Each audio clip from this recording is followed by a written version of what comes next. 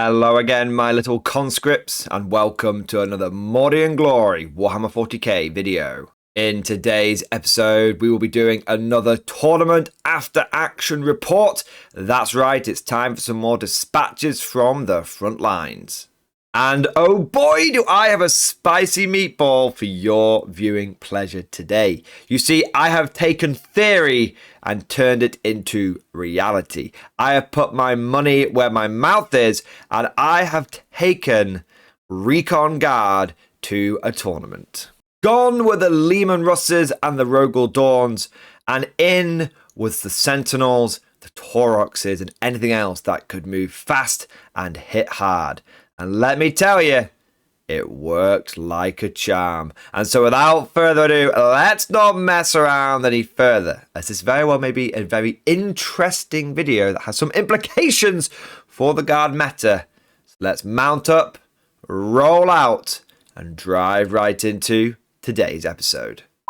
Good news, everyone! Warlord Games is now an official sponsor of the Mordian Glory channel. Warlord Games are the creators of the fantastic World War II game system Bolt Action, along with many other incredible tabletop games. And they have been kind enough to give the Mordian Glory channel an affiliate link. If you follow that link down in the description below, not only can you get your hands on some truly awesome models, but you will also be supporting the channel.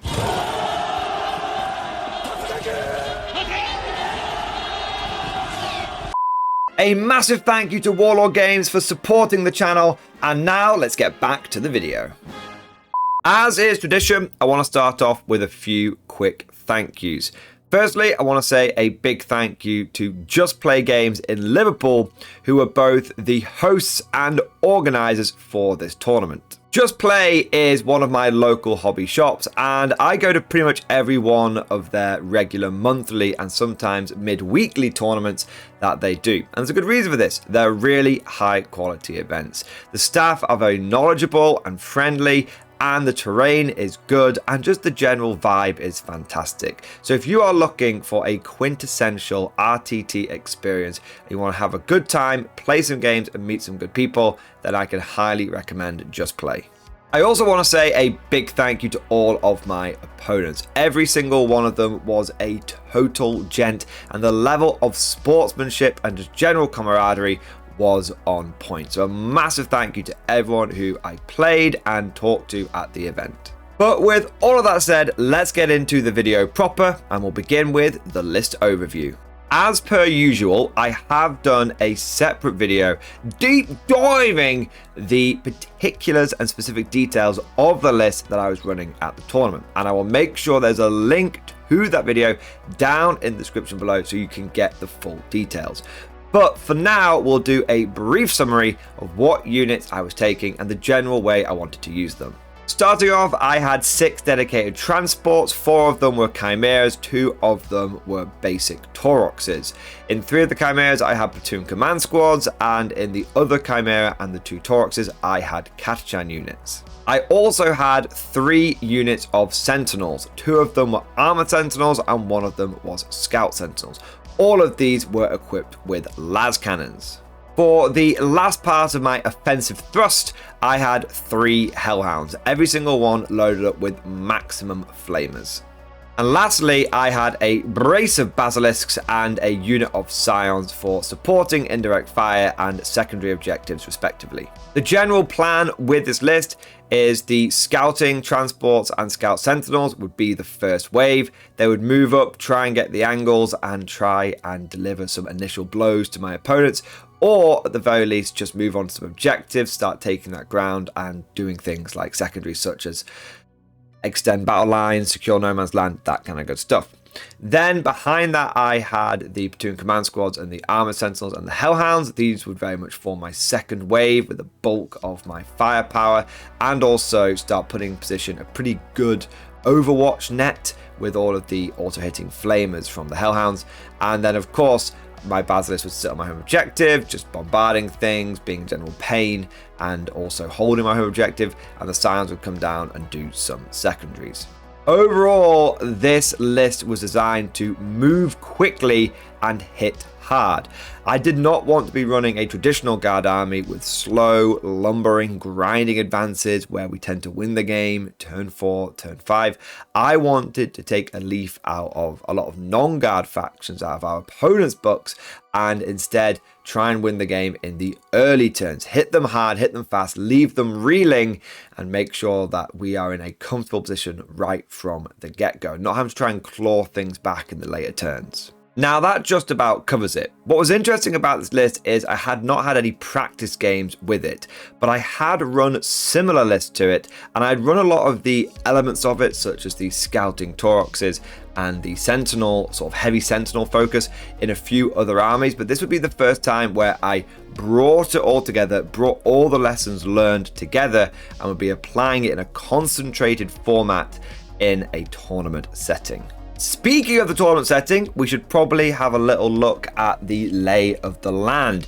What was the format of the event? How competitive was it? And what was the terrain like? So this was your classic RTT style event. There were 3 rounds in one day, and there were about 2 hours and 45 minutes per round. As for the terrain, Just Play uses its own bespoke terrain maps. So they don't use UKTC or WTC terrain maps. They use the ones that they have developed in-house because of the terrain that they have available. And overall, the Just Play terrain and terrain maps have been coming along leaps and bounds.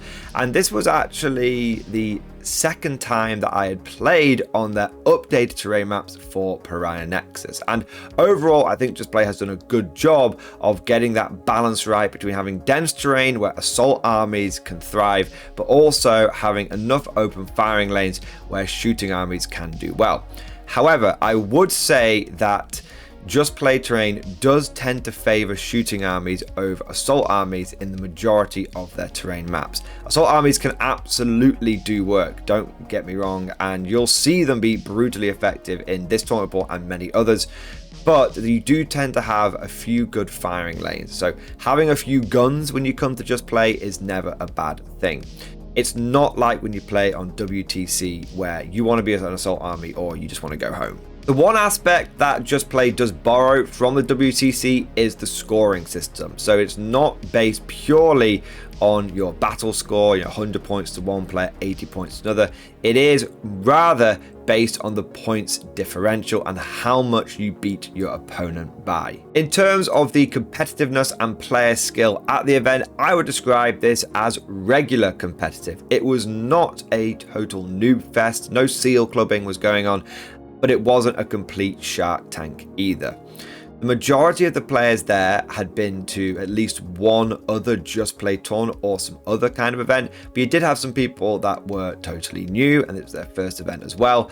And in terms of the army lists, I would say that everyone was bringing the best that they could. So there were no latest tournament winning net lists at the event, but there also wasn't 2 halves of the Leviathan box set smashed together.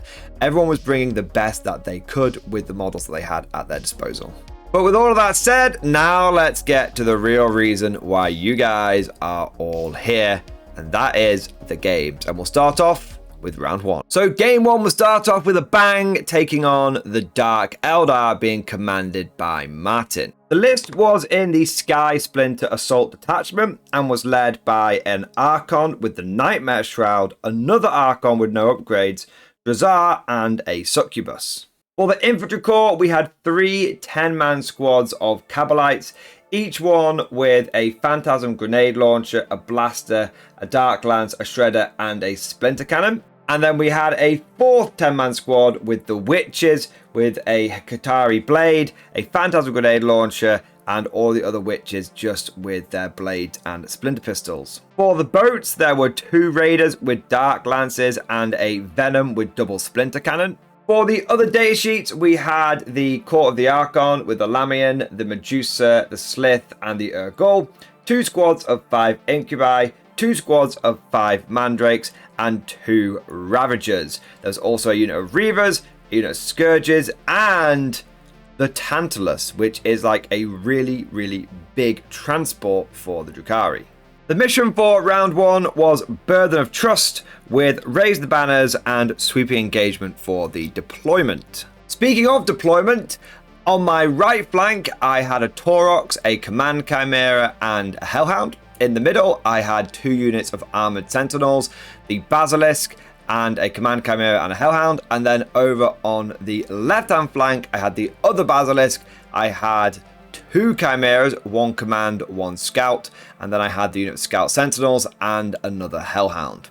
I also had a Taurox that started off towards the left flank, but then when its scout moved, it went more towards the middle. The Dark Eldar deployment was essentially concentrated behind as much of the line of sight blocking terrain as possible, although with the big boat like the Tantalus, that wasn't always possible. On the right hand side, we had one of the boats and a unit of Scourges. In the middle, we had the bulk of the forces with the Tantalus and another one of the Raiders, and a whole bunch of stuff hiding behind the main ruin. And then we had a Raider, a Ravager, and a Venom over on the left hand flank. Once everything was deployed, Martin and I rolled off the first turn, and Skinwalker Mordian was in effect, as I was able to go first this time. Starting off my movement, I went for my scout moves, but Martin had deployed a couple of his Mandrake units in the middle behind the ruins, so they did make it a little bit harder for me to scout move forward. Fortunately, I was able to scout move a little bit, still getting a bit of extra movement out of those units that had scout. And in fact, on the right hand side, my Taurox was able to happily scout move its full 6 inches forward, which definitely helped when it came to what I then did next in my turn 1. You see, what I did is move the Taurox after that and then advance it, and then I got the infantry out, because the advantage of the Taurox is that it can move and advance, and the infantry can still disembark, and when they do, the infantry count as having made a normal move, so they can still shoot. And then they can't charge, but when it's in the guard, you're not really interested in that. So I did that straight away on the right hand flank, and that was able to get me an angle onto the Scourges. 2 Flamers and some supporting fire from the Basilisks later, and all of those Scourges went down. That took out one of my opponent's anti-tank units, because those Scourges were rocking a lot of Dark Lances. Following up this aggressive push on the right hand side, I also moved my Hellhound forward, and I got it onto the middle objective, and I was able to get an angle onto the Mandrakes that had infiltrated onto the ruin in the middle of the board. Now that meant that I was able, because I could just see around the corner of that ruin, and because they were wholly on the base of the ruin, I actually could see them, and my Hellhound burned, baby burned, and got rid of all of those Mandrakes without even breaking a sweat. But the pressure wasn't over yet, baby, because my Taurox that had scout moved from the left flank more towards the middle, then moved onto the middle objective and was able to do one of my objectives, which was deploy Locust. So I managed to get a couple of victory points there. And on the left hand flank, I pushed forward hyper aggressively with a Chimera, a Hellhound, and my Sentinels, and I was actually able to get line of sight onto a couple of the enemy units over there, and I was able to destroy the Ravager on that flank. Not only that, but the Ravager went down surprisingly quickly, the Sentinel and las cannons just tearing it to pieces, and this meant that I had enough firepower after that to be able to do significant damage to the Venom that was on that flank, and also burn the majority of the Incubi squad that actually wasn't in a transport. It started outside of the transport, because I just don't think there was enough capacity going around. And so that thing was, those Incubi were also toasted nicely by the Hellhound, and I think they pretty much all died except for the Archon, who was leading them. Now, all of that alone would have been an incredible turn for the Guard. We have moved at the left flank, moved at the right flank, we've deleted multiple Dark Elder units, we've taken out a couple of sources of anti-tank, which is my #1 priority in these kind of games, like take out all the anti-tank and then just overwhelm them with all of my armored hulls. But there was still one more thing to go, and that was my armored sentinels that had moved forward towards the mid and could now draw line of sight to the Tantalus. Now, my opponent did use a CP for Night Shield on the Tantalus, so I had a 4-up invulnerable save, and I fired my las cannons from my armor sentinels. I fired everything, and I managed to get 3 las cannon hits, and then I got a couple of lethal hits. And then one of the hits that needed to wound failed to wound, but thanks to the Sentinel's inbuilt ability, they were able to get the wound on the reroll. And then my opponent rolled his armor saves, and he failed all 3 4-ups. But it's okay, because the Tantalus has got 18 wounds. So I need to do 18 damage on 3 dice. Now, yeah, I have +3, but the average damage I should do is about 13 to 14. So Tantalus should be okay, right? I roll the first dice. It's a 5. That's 6 damage. I roll the second dice. It's also a 5. That's 6 damage. I roll the last dice. And no word of a lie, these were 3 separate different dice. I rolled another 5, doing another 6 damage. And in a perfect volley, the Tantalus was brought down. Oh man, I felt so evil because this was just pot shots, right? These was like 3 las cannons. I mean, sure, I had the hunter killers afterwards, but my opponent should have, you know, been able to stop a couple of those, and then he should have also not taken that much damage. But without even the hunter killers needing to be rolled for, of course they were fired because I declared them. Without even the hunter killers needing to be rolled for, the Tantalus was brought down, and that was another huge asset from my opponent's army taken care of. And to rub salt into the wound, one of my secondaries had been Establish Locus, and the other one had been Bring It Down. So I just got a lot of points off that other secondary objective. But with the Dark Eldar left reeling, it was time for their first turn. On the right-hand flank, the Ravager comes round and targets the Hellhound, which had burned all the Mandrakes to death. Small side note, one thing I forgot to mention in the guard turn 1 is I had killed the other unit of Mandrakes that had infiltrated forward. I did that with the Flamers on the firing deck of the Chimera that's on the left-hand side because they weren't in range of anything else. But going back to Dark Eldar, the Ravager comes around, targets the Hellhound, but the Hellhound pops smoke, so the Ravager doesn't quite destroy it, although I do take some significant damage. I then lose the Taurox and the infantry squad that was also on that right hand flank, and that was to the Reaver jet bikes coming over and just basically destroying the Taurox fairly easily. And then there was a whole bunch of spare firepower that had no issue picking up the guardsmen. I also lost the Taurox and the guardsman squad in the middle of the board as well, due to the there's so many Dark Lances in this army, and you've got like the Court of the Archon, and you've got the Kabbalite Warriors. So they had no issue basically picking up those units that I had thrown forward. Both Tauroxes went down, both ACHTUNG squads went down, and I also took damage on that Hellhound. So the Dark Eldar had punched very respectably back, essentially destroying 4 guard units and damaging another one. But it was not enough to hold back the waves of light armor that was now pouring into the Dark Eldar lines. And sensing that the momentum was with me, I decided to keep pushing ever more aggressively. Don't give the enemy a moment to breathe. I also deep struck down my Scions in the back left-hand corner, and that was because I had behind enemy lines and I was able to get that secondary. My other secondary for this turn was extend battle lines, which I easily was able to achieve. That left-hand flank basically gets cleared this turn.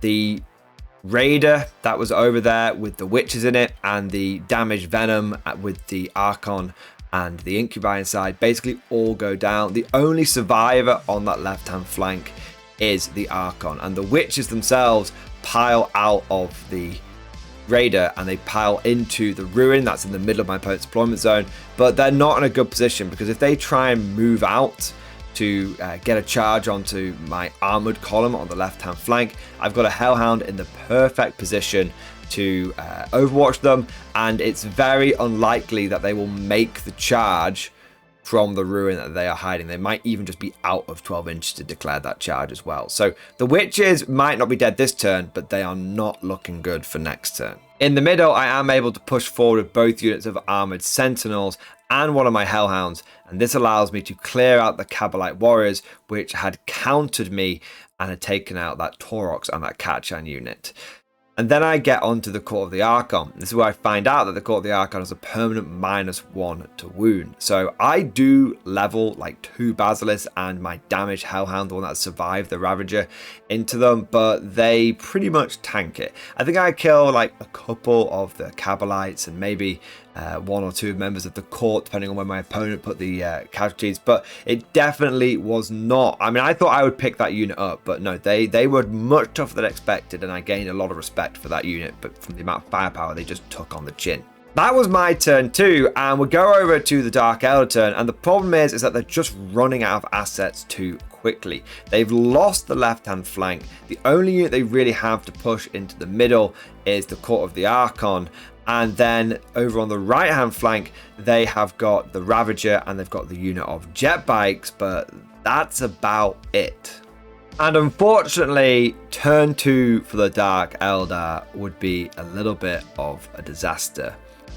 They take all of their remaining assets and they push down that right flank. They want to clear out that Hellhound, and if they do that, then they essentially clear that right flank. The only thing standing between them and it being totally under their control at that point would be a Chimera and a platoon command squad. Now they fire into the Chimera and they're able to destroy it, disembarking the platoon command squad, which I do behind some cover. And then between some firepower and charging, they're able to destroy the Hellhound.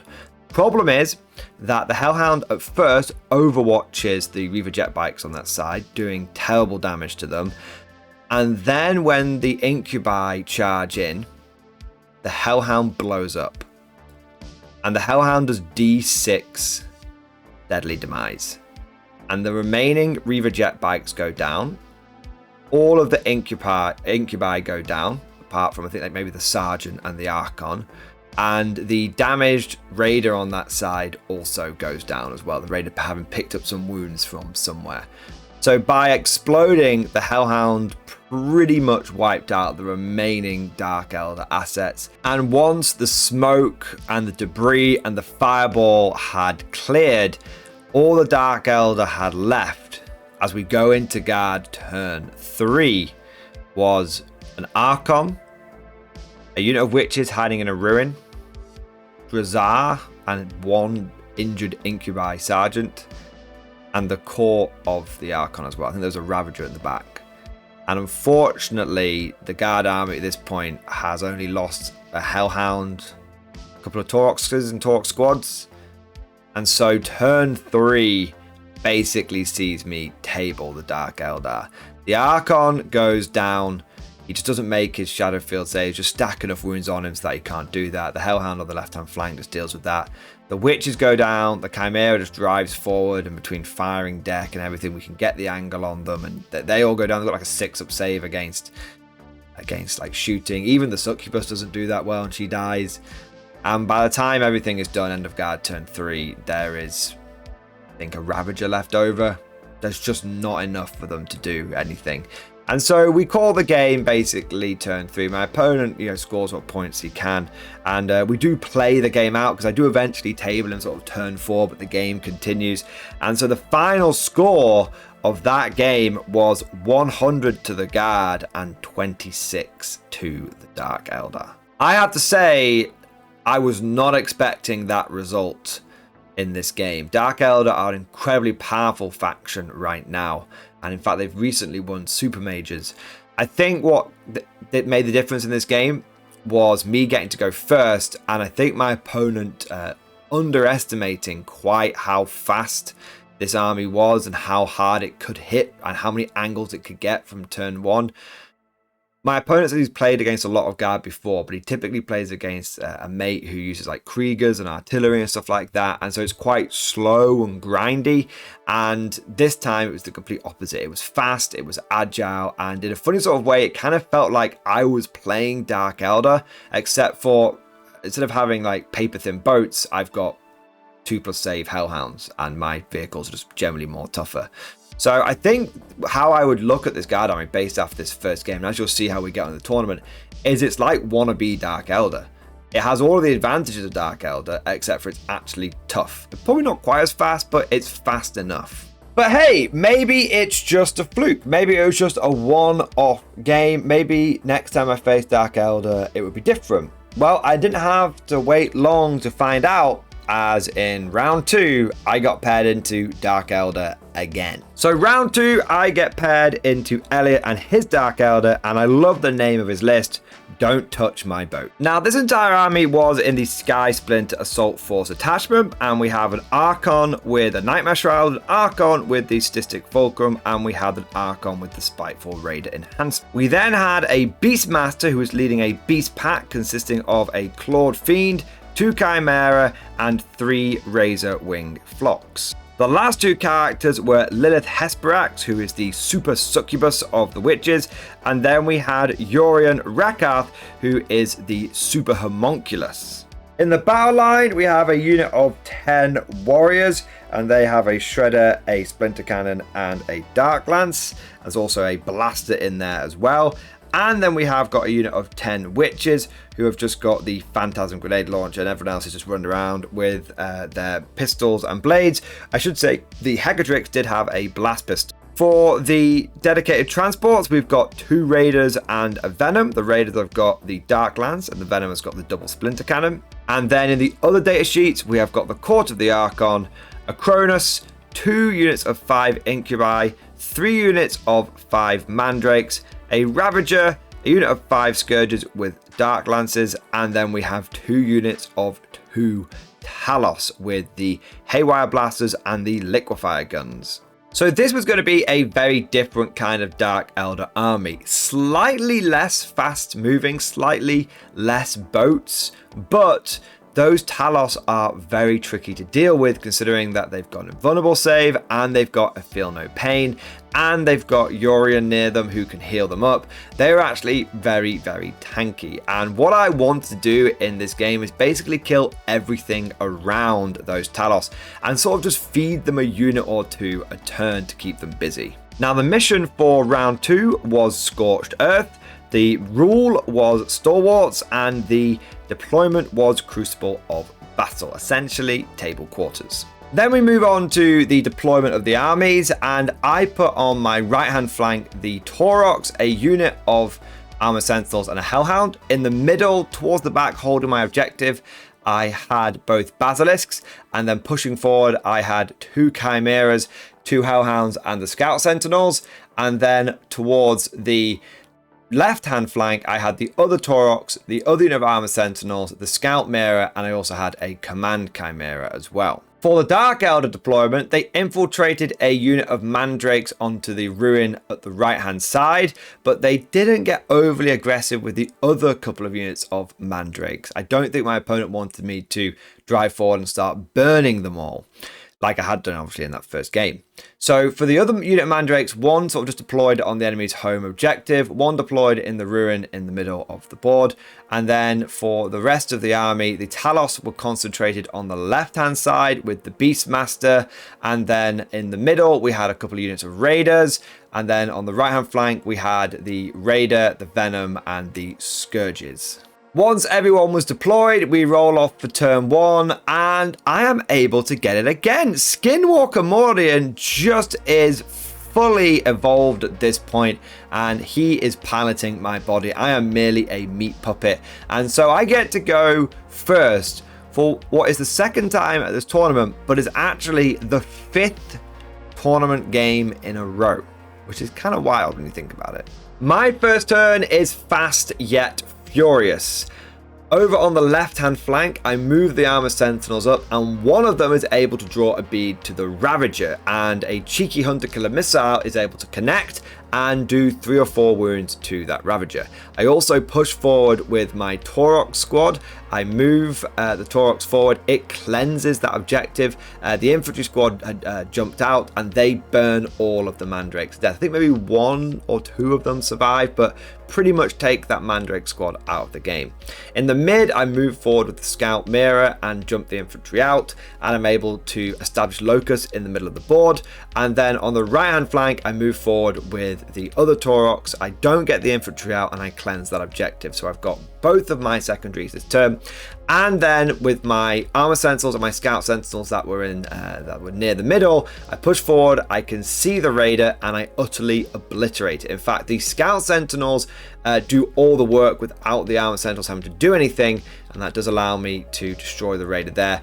And I start working on the beast pack and the beast master with my hellhound on the right hand flank and my basilisk. So after my first turn, I have destroyed one raider. I have basically combat infected one unit of mandrakes. I have started to damage the beast pack, although I got a little unlucky on the number of shots from the Baz of the Hellhound, so I didn't quite do as much as I wanted to, and I've scored lots of points. Also, I have been very aggressive, and once again, I am on all 3 middle objectives from the first turn, and I've on them not only with units, but with armored units and with hellhounds set up at all locations, so that wherever the enemy decides to push, they're going to be getting at least one pretty gnarly overwatch.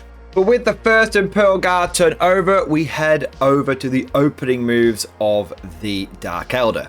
Now, the first they do is take the small 2-man unit of mandrakes and they pop them into the sky. They do that at the end of my turn.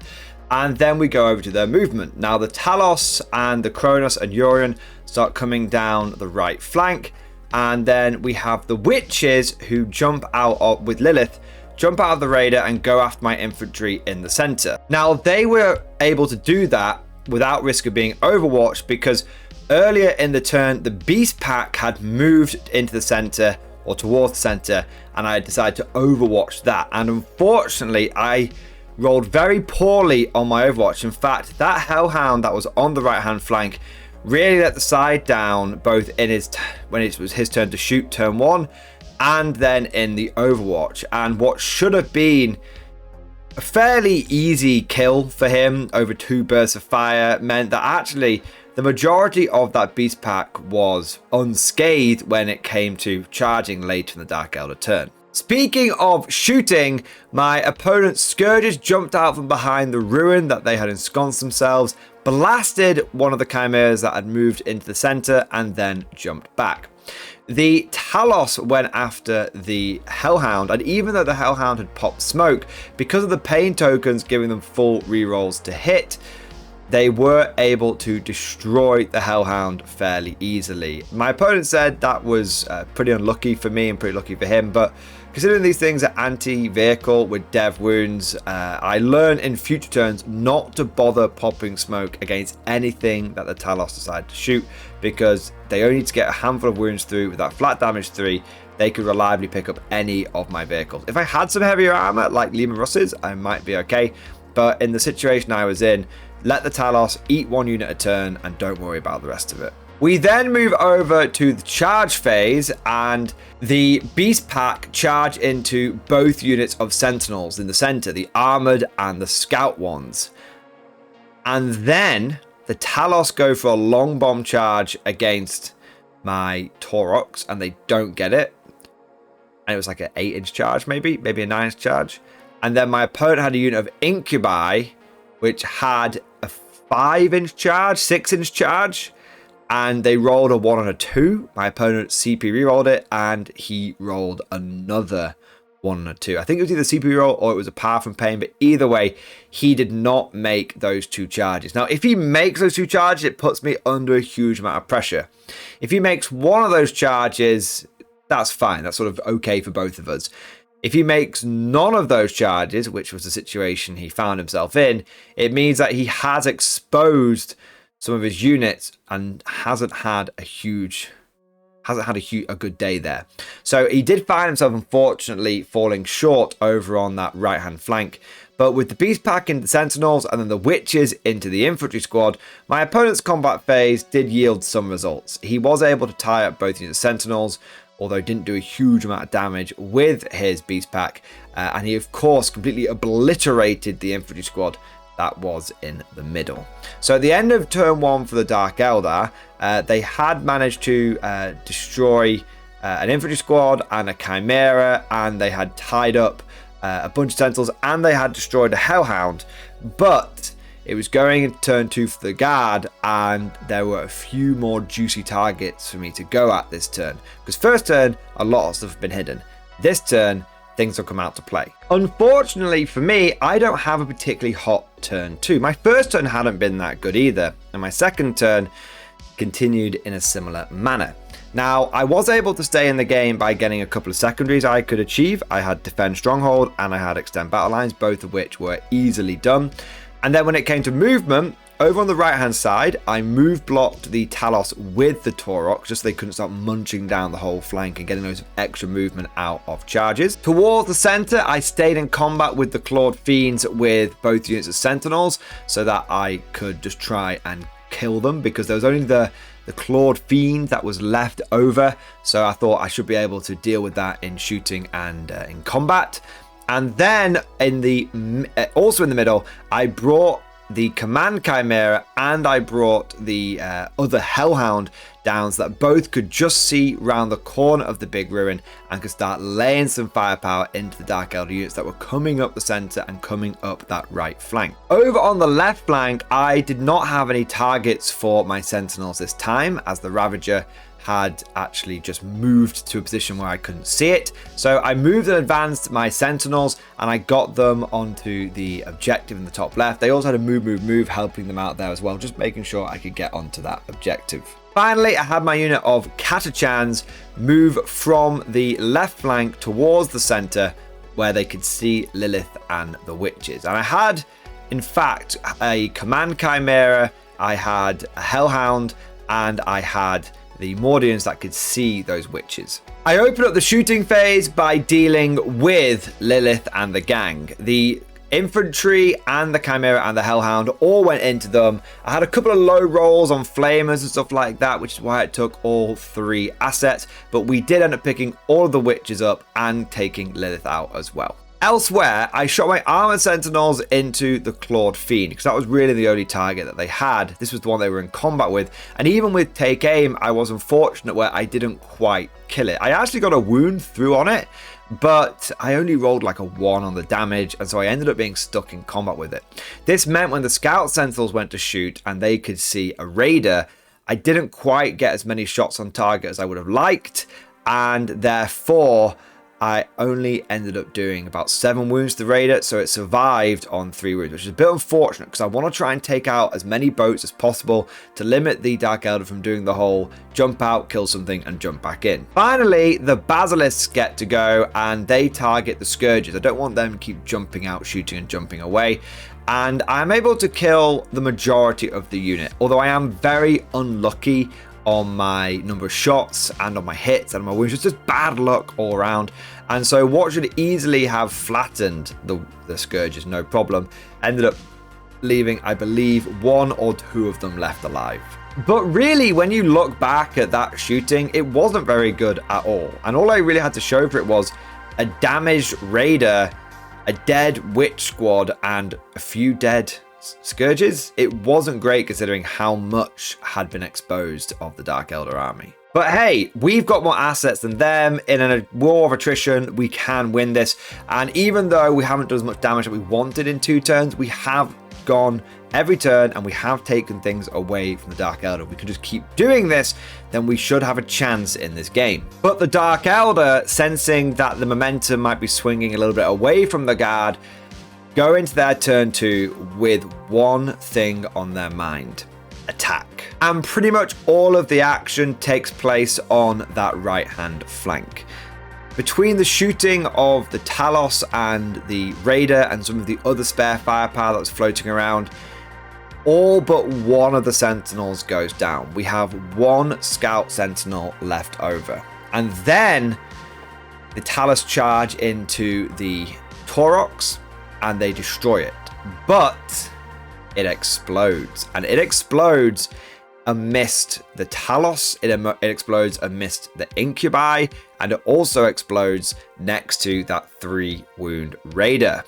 And I roll the Deadly Demise against the Raider, and I roll a 5. And on the D3, that means that's 3 wounds on the Raider, and I actually end up destroying it. So this is the 2nd game in a row where exploding Guard vehicles has really taken a toll on the Dark Eldar. My opponent said that's huge, that's a really, really big deal, because he wanted to jump back inside the Raider after all of this had happened, but now he couldn't.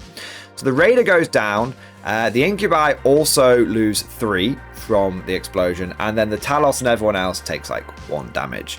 But what this means is at the end of my opponent's turn 2, he's pretty much almost completely cleared out that right hand flank. The only survivors, because I do an emergency disembark and I roll really badly, so the only survivors getting out of that Taurox are the 2 flame troopers.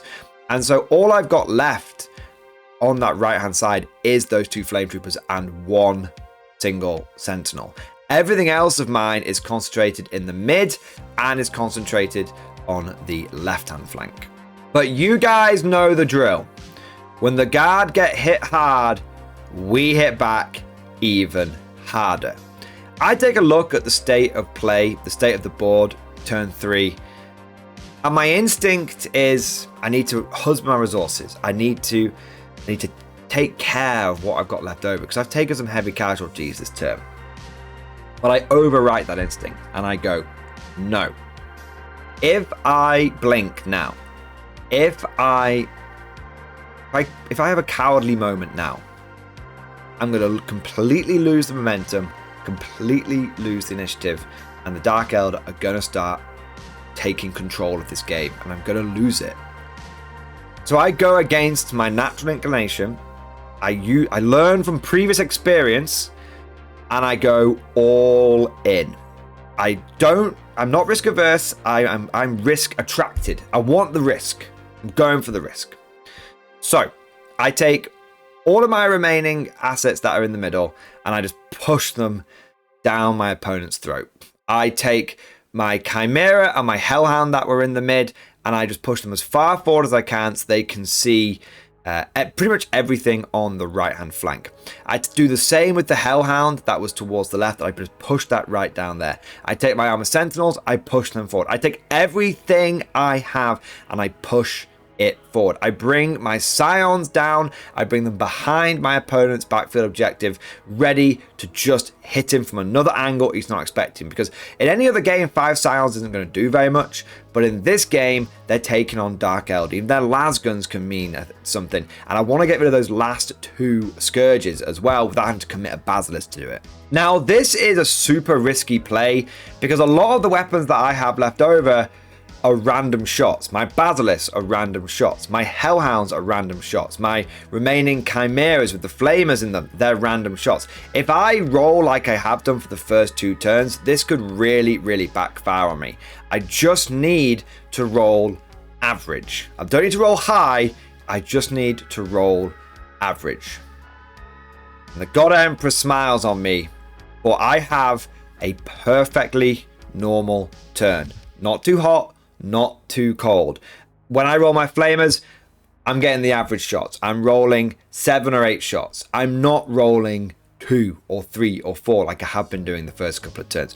When I roll my Basilisk, I roll a 4 on one, I roll a 5 on the other. Slightly above average. That's okay. Not too much. I just get what I need.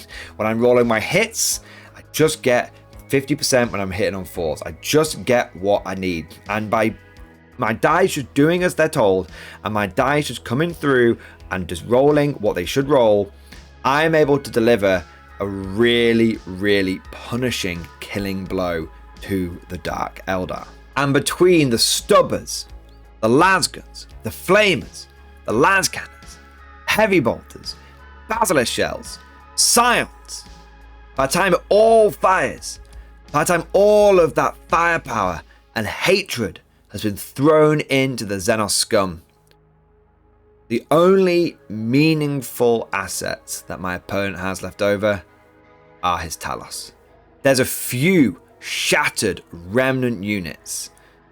There's a few scraplets hanging around the battlefield. But that turn 3 big push really sealed the deal. And despite the fact that my opponent has a pretty good counterattack on his turn 3, doing some good damage to my army, the problem is that he's just run out of assets at this point. And so when objectives come up for him to do actions, it's really difficult because he wants to do the actions to get the points, but then that asset isn't doing any damage. And so we go through turn 3 for my opponent and battle round 4 and battle round 5. And once everything is finished off, the only thing my opponent really has left is the 2 units of Talos, just floating around on that bottom left-hand side. And they do munch their way through like a Chimera and then like a Hellhound. But that's the only real damage that my opponent is able to do, and he just doesn't have anything left to both do scoring and do killing over the next 2 battle rounds. And my opponent does focus on the scoring, which allows me to then just go around, essentially just pick up those assets. Oh, they've done an objective, then they're exposed, right? I'll just clean that up, I'll just pick that up. And so we get to the end of battle round 5. Like I said, my opponent just got his 2 tiles left over, that's it. And the guard army, it's taken a bit of damage, but we are safe and secure in the middle objective. And we also have the top left objective as well. We end up burning our opponent's home objective. My opponent burns the objective that was on the right hand side. And the final score for round 2 was 100 points to the guards. That's 2 100-point games that we've had, and 80 points to the Dark Elder. So not a smashing in any way, shape or form. And when you look at what was left over from both sides, the Dark Elder had their 2 units of Talos left over, and the guard, we still had our Basilisk, we still had a Hellhound, we still had 2 Chimeras left over, and we had a unit of Armor Sentinels and the Scions. So we definitely had a lot more left over in the Dark Elder, and it just was a classic example of the Dark Elder struggling to win that attrition battle.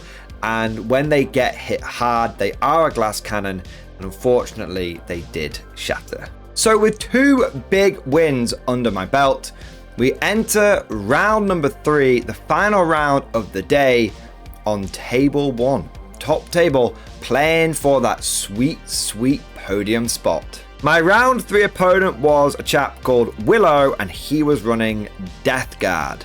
Now, Death Guard are an army that, in my opinion, are the kryptonite to Imperial Guard, because you have the ability to pick the extra -1 to hit, or the minus ballistic skill, I should say, and that can be really good against an army like Guard that relies upon shooting. If you can make any of my units that haven't got take aim hit on 6s, between -1 to hit from Cloud of Flies or Smoke, and then -1 ballistic skill from your Contagion, it can be really hard. And I do have 3 Hellhounds in this list, but either way it can be pretty difficult. But also, against an army like mine, where I've got loads and loads of tanks, Death Guard can also go for the extra AP Contagion, which means that all of my armor becomes just that little bit less durable, just that little bit more fragile. So whilst I had been quietly confident into the Dark Elder, despite the fact they are one of the best factions at the moment, I was somewhat nervous going into this game versus the Death Guard, but I decided to be aggressive. Balls to the wall, stick to the plan that had been working. And whenever I have one of these matchups, which I think might not be great for me, I end up being too cagey, playing it too conservatively. So I was like, no, ignore that instinct. Once again, go in, do damage, hit them hard. Don't let the Death Guard wrong foot you. Be the one that's wrong footing them. Keep throwing curveballs at them and hit them with that speed, violence, and momentum. Well, that was the plan anyway. But let's take a look at my opponent's list now, and he was running a Death Guard Sorcerer in Terminator armor, a Lord of Virulence with the Deadly Pathogen enhancement. There was good old Mortarion, a Taliman, and Typhus. We then had a unit of Blight Lord Terminators, 5 strong. There were 2 units of Death Guard Cultists, and we also had 2 Death Guard Predator Destructors and a 3rd Death Guard Predator Destructor as well. A unit of Death Shroud Terminators, 2 Mephitic Blight Haulers in individual units, and a big squad of 20 Poxwalkers, and then there were 2 allied War Dog Brigands.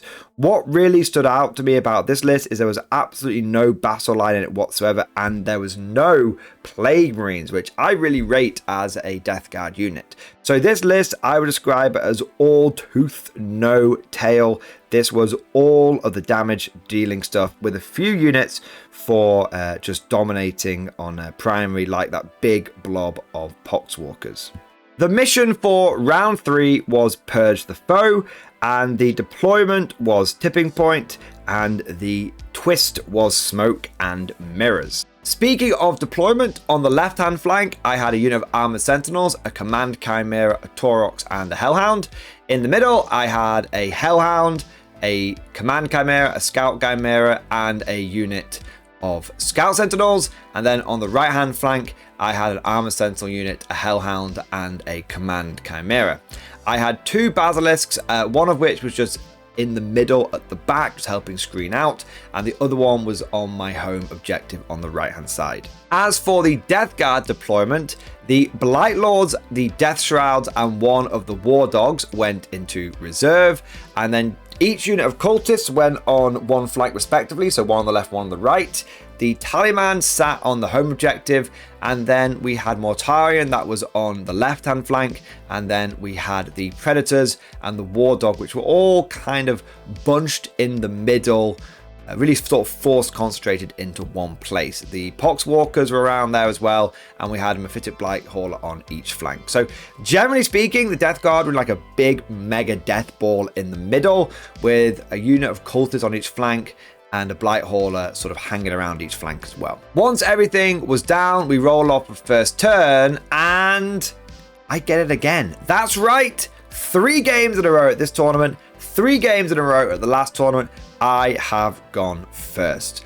Often to my disadvantage.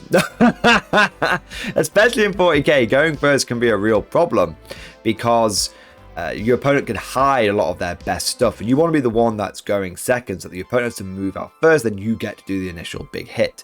But fortunately, with this list that I've got, thanks to a lot of the speed that is available to me, I am able to, even with going first, tend to get at least a couple of angles so I can do some damage turn 1. And that is exactly what I aim to do in my first turn. For my secondaries, I get Sabotage and Cleanse. I happily cleanse the objective on the left-hand side, and I also cleanse the objective on the right-hand side as well.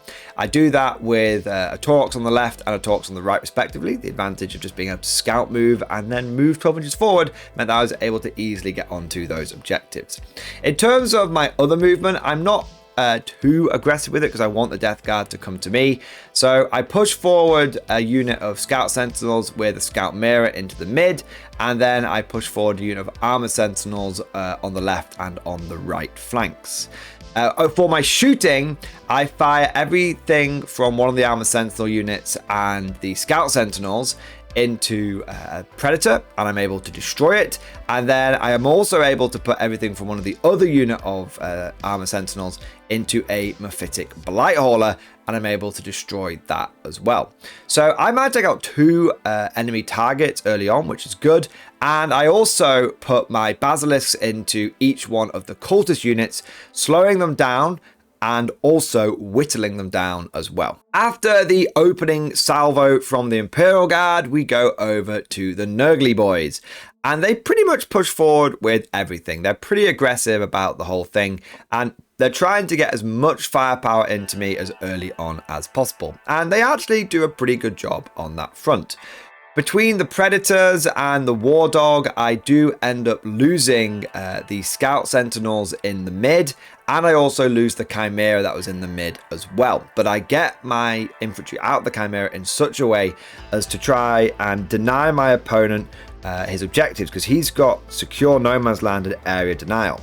And by not getting my infantry out super aggressively to try and deny my opponent the middle objective, what it meant was he only got a small amount for area denial, and he only got a small amount for secure no man's land because he couldn't make that longer charge in the middle. I do also lose the Taurox on the right hand side as well to the War Dog's firepower, and that squad does end up getting out there. So I have lost 2 transports, and I have lost a unit of Sentinels turn 1, but that's okay. I had to make the first move, and I was expecting to take some damage. Now it comes over to Imperial Guard turn 2, and we managed to get marked for death and establish Locust as our secondaries.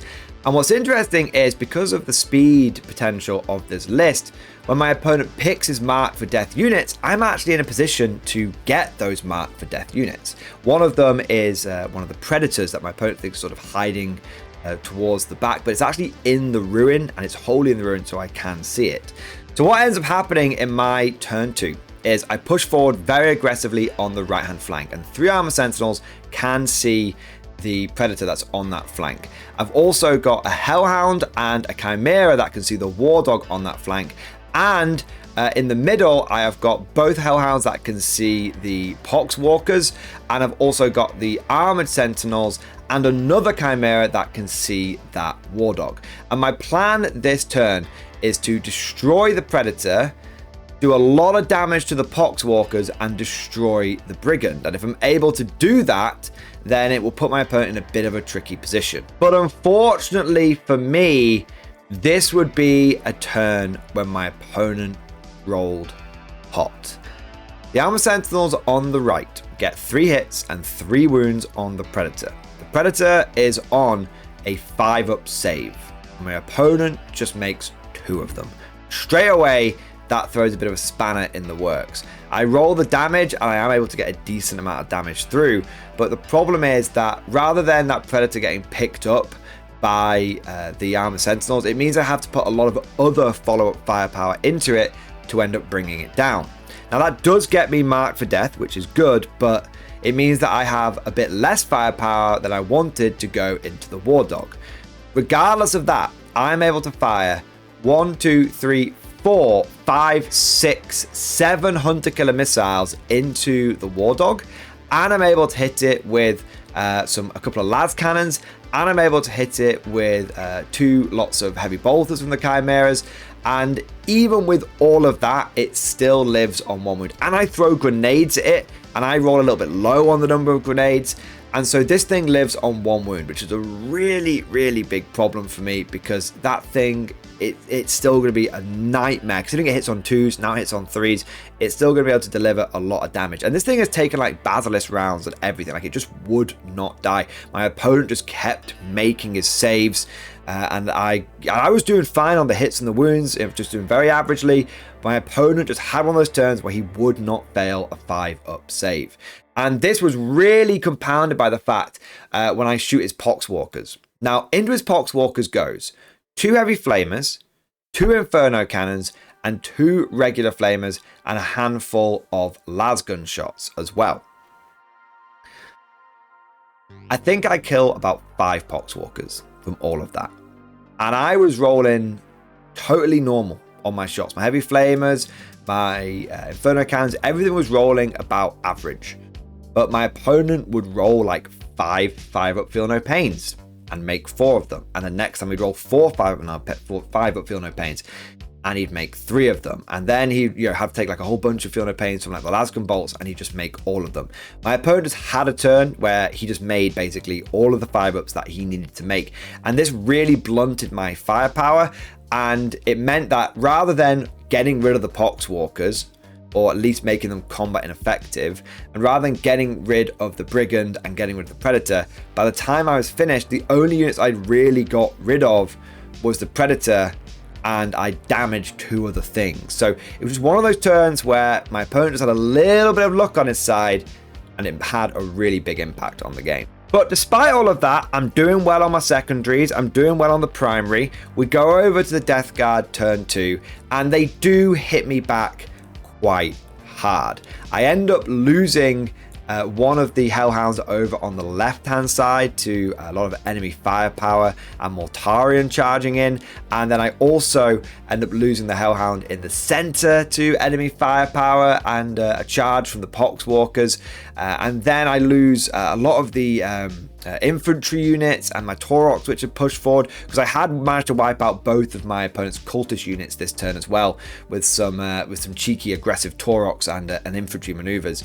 But I end up losing both Tauroxes. I end up losing both infantry squads that are pushed forward. I lose another infantry squad in the middle. So by the end of turn 2, I've lost all of my Catachans, and I have lost or been tied up on both my hellhounds. So my firepower has been quite badly reduced at this point.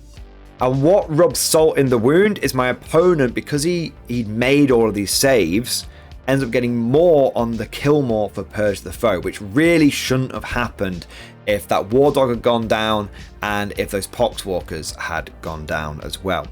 It comes over to my turn 3, and I'm like, right, I need to deliver a big punishing blow here, because I know that my opponent has got those Death Shroud in reserve, and he had brought his Brigand in from reserve turn 2. So I know my opponent's got the Death Shroud in reserve, and I need to basically kill that Brigand that's on 1 wound. I need to kill both Pathetic Blight Haulers and just remove that last Predator. And so all I have to deal with, all my opponent will have going into his turn 3 is going to be like 1 Brigand, Mortarion, and the Poxwalkers. Like that's really all I want him to have that's pressuring me. And at that point, I'll have secured the right-hand flank. I will have secured the left-hand flank. And the middle is going to be dicey, but that's fine. And the turn started off really well with a couple of easy secondaries. I got Containment and I got Secure No Man's Land. Both of those were achieved no problem whatsoever. Comes over to shooting, and I actually achieve everything that I want. The 1 wound Brigand goes down. Both Pathetic Blight Haulers go down. The injured Predator, there's like a Predator that's left over on like 6 wounds, goes down. And I'm also able to tear a chunk out of the Poxwalkers as well with a bunch of spare firepower. And so going in, so I achieve my objectives. Going into turn 3 for my opponent, all the Death Guard have left on the table is Mortarion, the Poxwalkers, and 1 Brigand. And what they've got in reserve is their Blight Lords and their Death Shroud. But they've lost all the Predators, they've lost 1 of the Knights, they've lost the Mephitic Blight Haulers, they've lost a whole bunch of Poxwalkers, they've lost all the Cultists. Like, there's just not that many assets left for my opponent. I'm like, good. If he gets a bunch of secondaries that require him to do like actions and stuff, it's going to put him in a really, really difficult position on whether he wants to score points or come after me. It goes over to the Death Guard turn 3. And he draws Storm Hostile Objective and no prisoners. Now, because of where my opponent has ended up,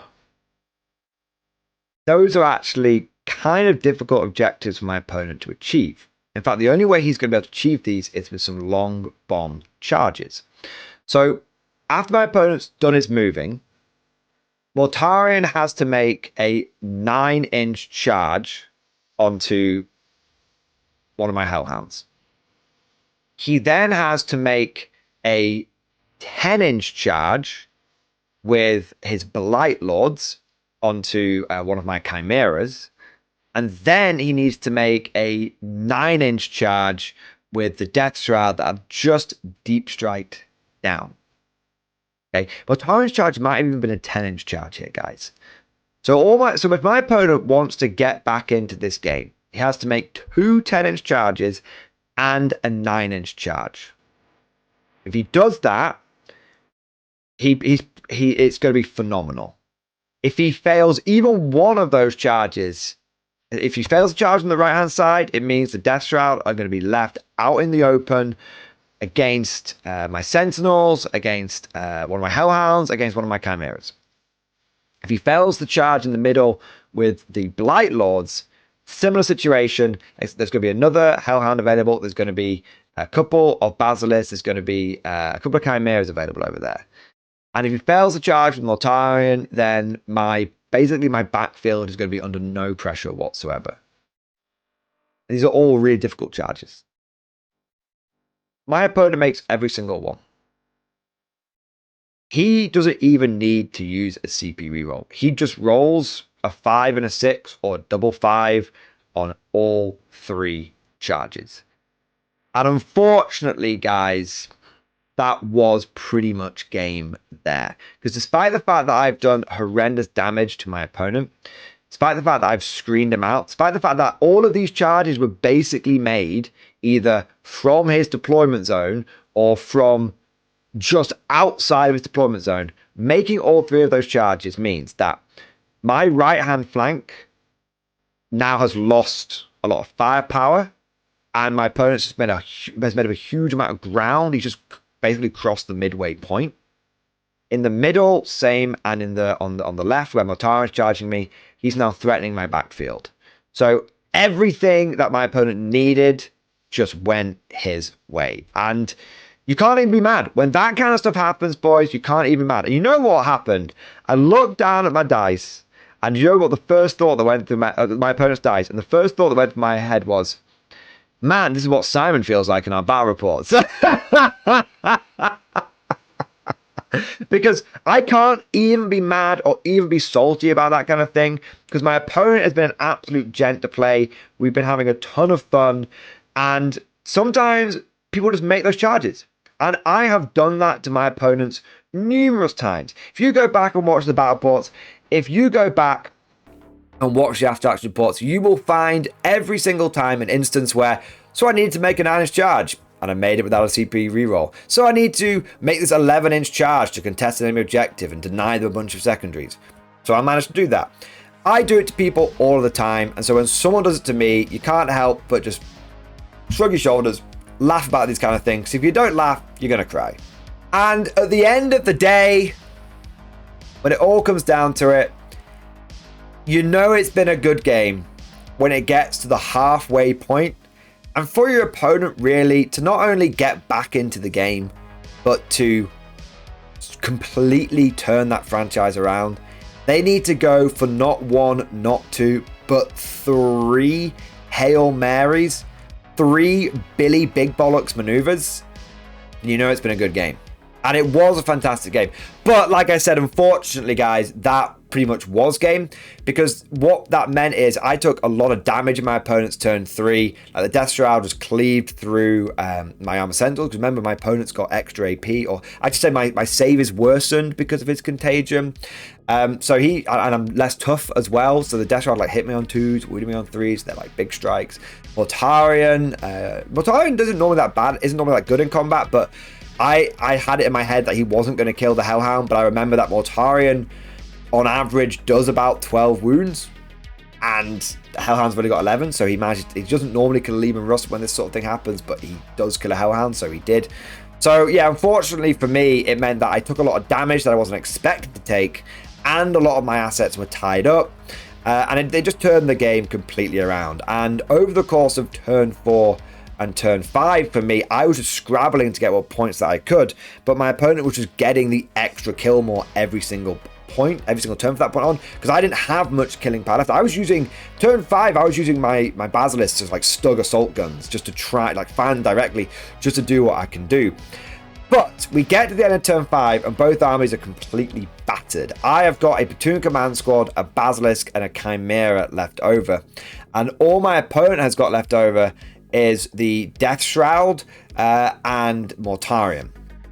But once the dust had settled, because my opponent had just been able to score more at the end of the game, and my opponent had been able to kill more throughout the game, it meant that the score was 100 points to the Death Guard and 80 points to the Imperial Guard. So it was not a smashing in any way, shape or form. Both sides came away from that battle completely battered, and it just came down to a few charges. That was it. And with that, we come to the end of game 3 and the end of the day. Overall, I had got 2 100-point wins and had an 80-point loss, and that meant that I ended up 4th out of 20 players. I narrowly missed out on the podium because of the points differential and the WTC scoring. The guy that came 3rd also won 2 games and lost 1, but the difference is that his 2 wins had been bigger than my 2 wins had been.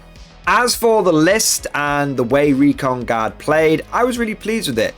In 2 games, it had completely out Dark Eldar, the Dark Elder, and in the 3rd game, it had gone toe-to-toe with one of the tougher games for Guard, and had come out with a very respectable score. If there's anything that I could improve about the list, I do think that it suffered. It definitely lacked enough objective control.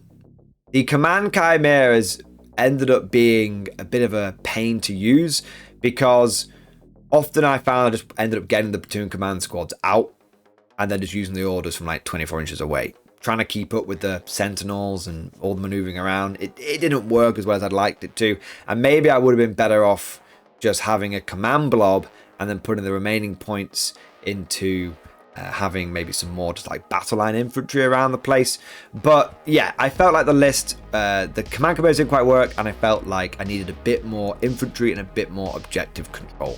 But of course, all of this is just like my opinion, man. Let me know what you think down in the comment section below. What would you change about my army to improve it? Or what would you change for your own sort of personal preferences and playstyle? If you've got any other ideas for wacky guard armies you want me to run, let me know. And if there's any other meme lists, other factions you want to see in these tournament after action reports, get them down in that comment section and I'll see what I can do.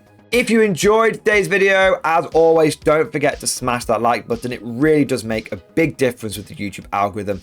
And also subscribe to never miss an episode. Would you like to know more? If so, then please consider becoming a channel member or patron. By supporting the channel, not only will you be doing your part, but you'll also be helping me create more content for your viewing pleasure and unlocking a whole host of perks. You get everything from a badge next to your name, custom emojis, but the big one is access to the Mordian Glory Discord server, an online community with almost 2,500 active members. It's always popping off in the MG Discord. We've got channels for army lists, hobbying, tactics, stories, and even a pretty spicy meme section as well. For all you greenhorns that wanted to see the Mordian glory hole, today is your lucky day.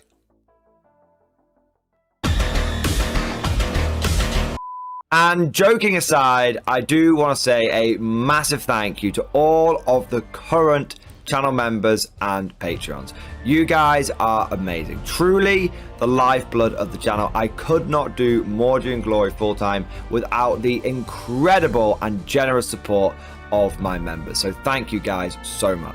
And last but certainly not least, I want to say a personal thank you to all of my top tier Patreons.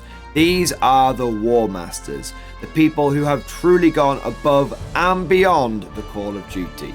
So a heartfelt thank you to Alex Dengal, Bonbon Vert, Lord Pryor, Mark Panconi, RJ Scorpion, Swordfish Trombone, Try Again Bragg, John Stubbs, Nick Walsh, Diesel Fox, and August Barney. Seriously guys, thank you from the bottom of my heart. Your support is incredible and it makes a huge difference. Thank you so much. That's all for now. Hope you've all enjoyed today's video, and of course, as always, see you guys next time.